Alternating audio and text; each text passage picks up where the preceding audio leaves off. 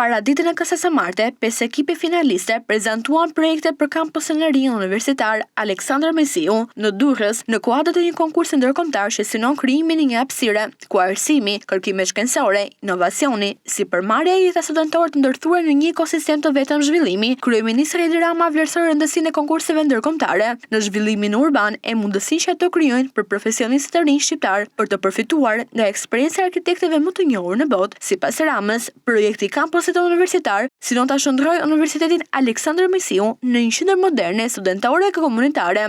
Shumë krenar që duhet me qenë se jemi këtu në universitet e pashtudhës ta theksoj këtë, kemi krijuar universitetin më të madh në Europë të hapur të zhvillimit urban, duke bërë bashk një numër të jashtëzakonshëm arkitektësh dhe studiosh prestigjioze ndërkombëtare me studiot lokale, me arkitektet dhe arkitektet e reja të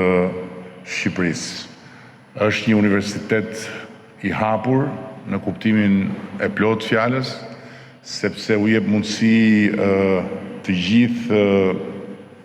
atyre që janë përkushtuar arkitekturës dhe zhvillimit urban këtu në vendin tonë që të ballafaqojnë dijet e tyre, të ballafaqojnë bindjet e tyre me dijet dhe me bindjet e arkitektëve dhe të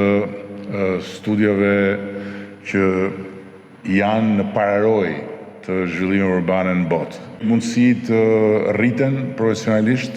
u jep mundësi të mësojnë duke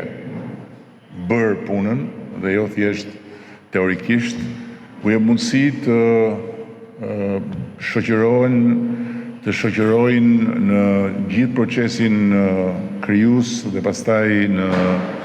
procesin e zbatimit arkitekt dhe profesionist të nivelit më të lartë ndërkombëtar.